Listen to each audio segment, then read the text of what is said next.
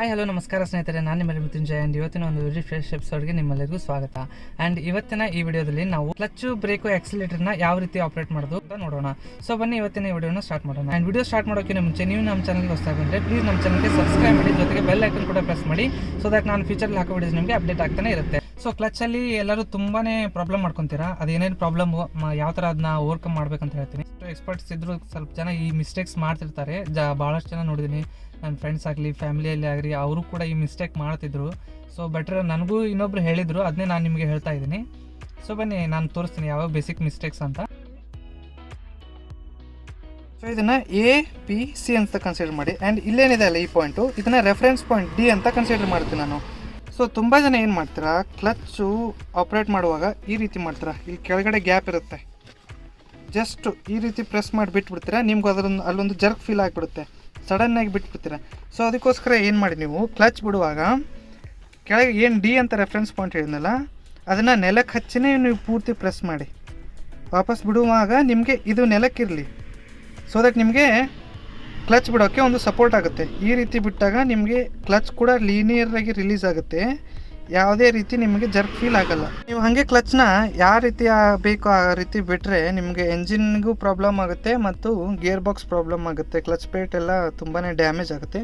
So ಅದಕ್ಕೋಸ್ಕರ best way clutch ಬಿಡೋದಂದರೆ ನೀವು ಈ ಪೋರ್ಷನಲ್ಲಿ ಸಪೋರ್ಟ್ ತೊಗೋಬೇಕು. ಇಲ್ಲಿ ನೀವು ಡಿಸ್ಟೆನ್ಸ್ ಮೇಂಟೈನ್ ಮಾಡಿದರೆ ನಿಮ್ಗೆ ಯಾವುದೇ ರೀತಿಯಾದ ಸಪೋರ್ಟ್ ಸಿಗಲ್ಲ. ಸೊ ಲೀನಿಯರಾಗಿ ಬಿಡಬೇಕಂದಾಗ ನೀವು ಕ್ಲಚ್ ಪ್ರೆಸ್ ಮಾಡುವಾಗ ಹಿಂಡಾನ ಅಲ್ಲಿ ನೆಲದ ಸಪೋರ್ಟ್ ತೊಗೊಳ್ಳಿ, ಮ್ಯಾಟ್ ಏನಿರುತ್ತಲ್ವ ಅದ್ರ ಸಪೋರ್ಟ್ ತೊಗೊಂಡು ಅದ್ರ ಥ್ರೂನೇ ಪ್ರೆಸ್ ಮಾಡಿ, ಆಮೇಲೆ ಸ್ಲೋ ಆಗಿ ಬಿಡಿ. ಕಾಣಿಸ್ತಾ ಇದೆನಾ ಈ ರೀತಿ. ಈಗ ಕ್ಲಚ್ ಯಾವ ರೀತಿ ಅಂತ ನೋಡಿದ್ವಿ, ಈಗ ಬ್ರೇಕು ಮತ್ತು ಆಕ್ಸಿಲರೇಟ್ರು ಯಾವ ರೀತಿ ಯೂಸ್ ಮಾಡೋದು ಅಂತ ನೋಡೋಣ. ಇದು ಬಂದುಬಿಟ್ಟು ನಿಮ್ಮ ಆಕ್ಸಿಲರೇಟ್ರು, ಇದು ಬಂದುಬಿಟ್ಟು ಬ್ರೇಕು. ಸೊ ನೀವು ಆಕ್ಸಿಲರೇಟ್ರ್ ಪ್ರೆಸ್ ಮಾಡುವಾಗ ಯಾವಾಗಲೂ ಲೀನಿಯರಾಗಿ ಕೊಡಬೇಕು. ಸಡನ್ನಾಗಿ ಈ ಥರ ಆಕ್ಸಿಲೇಟ್ ಕೊಡಬೇಡಿ. ಫಸ್ಟ್ ಏನು ಮಾಡಿ, ಲೀನಿಯರಾಗಿ ಸ್ಲೋ ಪ್ರೆಸ್ ಮಾಡಬೇಕು. ನೀವು ಲೀನಿಯರಾಗಿ ಕೊಟ್ಟಾಗ ಏನಾಗುತ್ತೆ ಅಂದರೆ ನಿಮಗೆ ಆಕ್ಸಿಲರೇಷನ್ನು ಸ್ಮೂತಾಗಿ ಬರುತ್ತೆ, ಸಡನ್ನಾಗಿ ಪಿಕಪ್ ಇರೋಲ್ಲ, ತುಂಬ ಒಳ್ಳೆ ಮೈಲೇಜ್ ಬರುತ್ತೆ. ಇದಕ್ಕೆ ಏನಂತಾರೆ, ಲೈಟ್ ಫುಡ್ ಡ್ರೈವಿಂಗ್ ಅಂತಾರೆ. ಸಡನ್ನಾಗಿ ಈ ರೀತಿ ಕೊಡ್ತೀರಾ ಆಕ್ಸಿಲೇಟ್ರು. ಸೊ ಆ ರೀತಿ ಕೊಡೋದು ಒಂದು ತಪ್ಪು, ರಾಂಗ್ ವೇ ಅದು ಆಕ್ಸಿಲೇಟ್ರ್ ಕೊಡೋದು.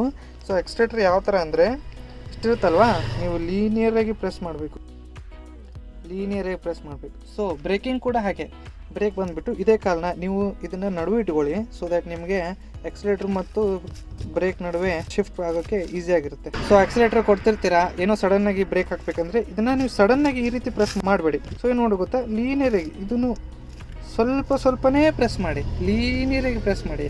ನೀವು ಸಡನ್ನಾಗಿ ಏನಾದರೂ ಬ್ರೇಕ್ ಪ್ರೆಸ್ ಮಾಡಿಬಿಟ್ರೆ ಪ್ಯಾಸೆಂಜರ್ಸ್ ಏನು ಹಿಂದೆ ಕುಂತಿರ್ತಾರಲ್ವಾ, ಇನ್ ಕೇಸ್ ಅವ್ರು ಸೀಟ್ ಬೆಲ್ಟ್ ಹಾಕೊಂಡಿಲ್ಲ ಅಂದರೆ ಸಡನ್ ಒಂದು ಜರ್ಕ್ ಆಗೋ ಫೀಲ್ ಆಗುತ್ತೆ. ಸೊ ಅದಕ್ಕೋಸ್ಕರ ಬ್ರೇಕ್ ಕೂಡ ಒಂದು ಲೀನಿಯರ್ ಆಗಿ ಅಪ್ಲೈ ಮಾಡಿ. ಕಾರು ಹತ್ತಿದ ತಕ್ಷಣ ನೀವು ಫಸ್ಟು ಕ್ಲಚ್ಚಿಂದ ಅದು ಪ್ರಾಕ್ಟೀಸ್ ಮಾಡ್ಕೊಳ್ಳಿ. ಆ್ಯಂಡ್ ಇನ್ನೊಂದು ಏನು ಗೊತ್ತಾ, ಕಾರು ಕಲಿತಿರ್ತೀರಲ್ವ ಬಿಗ್ನರ್ಸು, ಅವಾಗ ಯಾವಾಗಲೂ ಕ್ಲಚ್ ಹಿಡಿದು ಗಾಡಿ ಸ್ಟಾರ್ಟ್ ಮಾಡೋದನ್ನು ರೂಢಿ ಮಾಡ್ಕೊಳ್ಳಿ. ಇದು ಒಂದು ಒಳ್ಳೆ ಹ್ಯಾಬಿಟು. ಸೊ ಯಾವಾಗಲೂ ಗಾಡಿ ಚಾಲೂ ಮಾಡುವಾಗ ಫಸ್ಟ್ ಕ್ಲಚ್ ಮೇಲೆ ಕಾಲಿರಲಿ, ಆಮೇಲೆ ನೀವು ಗಾಡಿ ಬೇಕಾದ್ರೆ ಸ್ಟಾರ್ಟ್ ಮಾಡಿ. ಸೊ ಪ್ರಾಕ್ಟಿಕಲಾಗಿ ತೋರಿಸ್ತೀನಿ ನಿಮಗೀಗ ಯಾವ ರೀತಿ ಕ್ಲಚ್ ಬಿಡೋದು ಮತ್ತು ಬ್ರೇಕು ಮತ್ತು ಆಕ್ಸಿಲೇಟರ್ ಯೂಸ್ ಮಾಡೋದು ಅಂತ. ನಾನೀಗ ಗಾಡಿ ಸ್ಟಾರ್ಟ್ ಮಾಡಿದ್ದೀನಿ. ಈಗ ಗಾಡಿ ನ್ಯೂಟ್ರಲಲ್ಲಿದೆ, ಗಾಡಿ ಸ್ಟಾರ್ಟ್ ಆಗಿದೆ. ಸೊ ಓಕೆ ನೋಡಿ ಕ್ಲಚ್ ಯಾವ ಥರ ಪ್ರೆಸ್ ಮಾಡ್ತಿದ್ದೀನಿ ಅಂತ. ಕ್ಲಚ್ ಪ್ರೆಸ್ ಮಾಡಿದೆ, ಫಸ್ಟ್ ಗೇರ್ ಹಾಕಿದೆ. ಈಗ ನೋಡಿ ಇಲ್ಲಿ ಕ್ಲಚ್ ಯಾವ ಥರ ಬಿಡ್ತಿದ್ದೀನಿ ಅಂತ ನೋಡಿ, ಗಾಡಿ ಮೂವ್ ಆಗ್ತಾಯಿದೆ. ನಾನು ಜಸ್ಟ್ ಹಾಫ್ ಕ್ಲಚ್ ಬಿಟ್ಟಿದ್ದೀನಿ ಅಷ್ಟೇ. ನೋಡಿ ಫ್ರೆಂಡ್ಸ್, ಈಗ ನಾನು ಪೂರ್ತಿ ಕ್ಲಚ್ ಬಿಟ್ಟಿದ್ದೀನಿ, ಗಾಡಿ ಮೂವ್ಮೆಂಟ್ ಆಗ್ತಾಯಿದೆ. ನಾನು ಯಾವುದೇ ರೀತಿ ಆಕ್ಸಿಲೇಟರ್ ಮೇಲೆ ಕಾಲಿಟ್ಟಿಲ್ಲ. ಸೊ ಈಗ ನೋಡಿ ಸ್ಲೋ ಆಗಿ ಆಕ್ಸಿಲೇಟರ್ ಪ್ರೆಸ್ ಮಾಡ್ತಾಯಿದ್ದೀನಿ. ಸೊ ಸೆಕೆಂಡ್ ಗೇರ್ ಹಾಕಬೇಕು, ಸೆಕೆಂಡ್ ಗೇರ್ ಹಾಕಿದೆ, ಸ್ಲೋ ಆಗಿ ಬಿಡಿ. ಇನ್ ಕೇಸ್ ನೀವು ಸ್ಲೋ ಮಾಡಬೇಕಂದ್ರೆ ಬ್ರೇಕ್ನ ಸ್ಲೋ ಮಾಡಿ. ಸೊ ಮತ್ತೆ ಆಕ್ಸಿಲೇಟರ್ ಕೊಡಿ.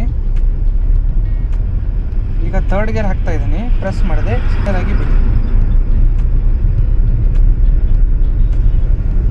ಓಕೆ ಫ್ರೆಂಡ್ಸ್, ಈಗ ಫೋರ್ತ್ ಗೇರ್ ಹಾಕ್ತಾ ಇದ್ದೀನಿ, ಕ್ಲಚ್ ಬಿಡಿ. ಆಕ್ಸಿಲೇಟರ್ ಸ್ಲೋನೇ ಕೊಡಿ, ತುಂಬ ಸ್ಲೋನೇ ಕೊಡಿ. ಆಕ್ಸಿಲೇಟರ್ ಸ್ವಲ್ಪ ಕೊಟ್ಟರು ಹೋಗ್ತಾನೆ ಇರುತ್ತೆ ಗಾಡಿ. ಸೊ ಇನ್ ಕೇಸ್ ನೀವು ನಿಲ್ಲಿಸ್ಬೇಕಲ್ವಾ, ಫಸ್ಟ್ ಕ್ಲಚ್ ಒತ್ತಿ, ಆಮೇಲೆ ಬ್ರೇಕ್ ಅಪ್ಲೈ ಮಾಡಿ, ಲೀನಿಯರಾಗಿ ಬ್ರೇಕ್ ಅಪ್ಲೈ ಮಾಡಿ. ನೋಡಿದ್ರೆ ಅಲ್ವಾ ಬ್ರೇಕ್ ಅಪ್ಲೈ ಮಾಡಿದ್ದು. ಮತ್ತು ನಾನೀಗ ಸೆಕೆಂಡ್ ಗೇರ್ ಹಾಕ್ಕೊಂಡೆ. ಸ್ಲೋ ಆಗಿ ಒತ್ತಿ. ಓಕೆ, ಇನ್ನೇನು ನೀವು ಸಡನ್ನಾಗಿ ನಿಲ್ಲಿಸ್ಬೇಕಂದ್ರೆ ಕ್ಲಚ್ ಒತ್ತಿ, ಬ್ರೇಕ್ ಒತ್ತಿ,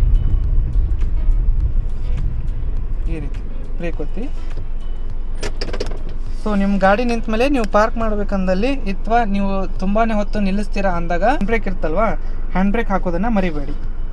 ಇವತ್ತಿನ ಈ ಕ್ಲಚ್ ಬ್ರೇಕ್ ಮತ್ತು ಎಕ್ಸಲರೇಟರ್ ಬಗ್ಗೆ ಯಾವ ಥರ ಯೂಸ್ ಮಾಡೋದು ಅನ್ನೋ ವಿಡಿಯೋ ನಿಮಗೆ ಲೈಕ್ ಆಗಿದೆ, ಪ್ಲೀಸ್ ಈ ವಿಡಿಯೋಗೆ ಲೈಕ್ ಮಾಡಿ, ಜೊತೆಗೆ ನಮ್ಮ ಚಾನಲ್ಗೆ ಸಬ್ಸ್ಕ್ರೈಬ್ ಮಾಡಿ. ತುಂಬಾ ಸ್ವಲ್ಪ ಪ್ರಾಕ್ಟೀಸ್ ಮಾಡಬೇಕಾಗುತ್ತೆ. ಇನಿಷಿಯಲಿ ಸ್ವಲ್ಪ ಟಫ್ ಅನ್ಸಿದ್ರು ನಿಮಗೆ, ಬರ್ತಾ ಬರ್ತಾ ಅದು ಗಾಡಿ ರೈಡ್ ಮಾಡಿದಾಗ ನಿಮ್ಗೆ ಈಸಿ ಆಗ್ತಾನೆ ಬರುತ್ತೆ. ಸೊ ಇದೇ ರೀತಿ ಟ್ಯೂಟೋರಿಯಲ್ಸ್ಗಾಗಿ ನಮ್ಮ ಚಾನಲ್ಗೆ ಸಬ್ಸ್ಕ್ರೈಬ್ ಮಾಡಿ. Thank you so much guys ಈ ವಿಡಿಯೋ ನೋಡೋದಕ್ಕೆ. ಮತ್ತೆ ಮುಂದಿನ ವಿಡಿಯೋದಲ್ಲಿ ಸಿಗ್ತೀನಿ.